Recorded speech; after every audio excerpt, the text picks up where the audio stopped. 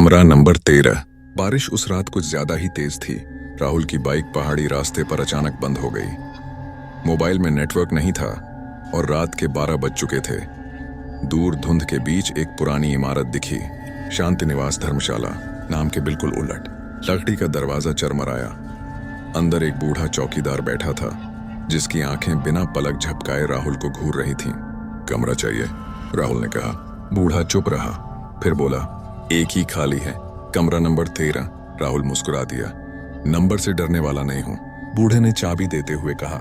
रात को कोई आवाज आए तो दरवाजा मत खोलना और आईने में देर तक मत देखना। रात 1 बजे। कमरा ठंडा था। हवा बंद होने के बावजूद पर्दे हिल रहे थे। राहुल ने सोचा, पुरानी इमारत है, ऐसा होता है।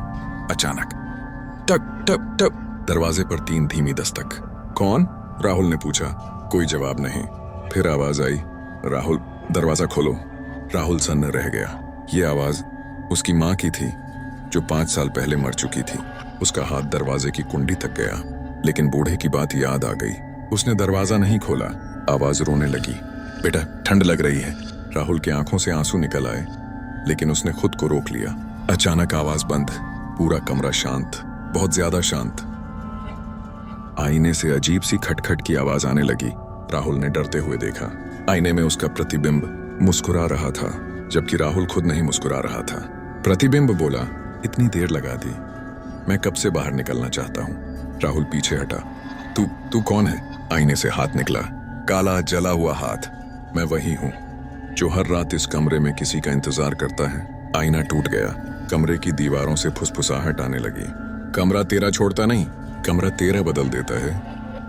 अचानक राहुल को सब समझ आ गया। ये धर्मशाला 50 साल पहले जल गई थी। कमरा 13 में एक आदमी जिंदा जल गया था। अब वो हर किसी का चेहरा पहनकर बाहर जाना चाहता था और किसी को अंदर कैद करना चाहता था। आईने वाला साया आगे बढ़ा। आज तेरी बारी, राहुल चिल्लाया और दरवाजे की तरफ भागा। दरवाजा खुल गया, लेकिन बाहर वही कमरा था। कोई रास्ता नहीं। पीछे से साया आया और सब अंधेरा। सुबह बूढ़ा चौकीदार कमरे में आया।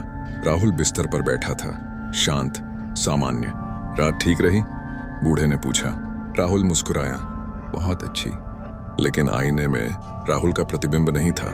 उस रात रजिस्टर में नया नाम लिखा गया, राहुल शर्मा।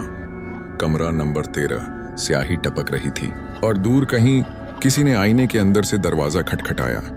अंत, अगर कभी रात में कोई आपको आपकी ही आवाज में बुलाए तो याद रखना, हर आवाज आपकी नहीं होती। ये कहानी यहीं पे खत्म होता है दोस्तों। आपके समर्थन के लिए बहुत बहुत धन्यवाद। हम जल्द ही एक नई और भी भयानक कहानी के साथ वापस आएंगे। तब तक अंधेरे से सावधान रहिएगा।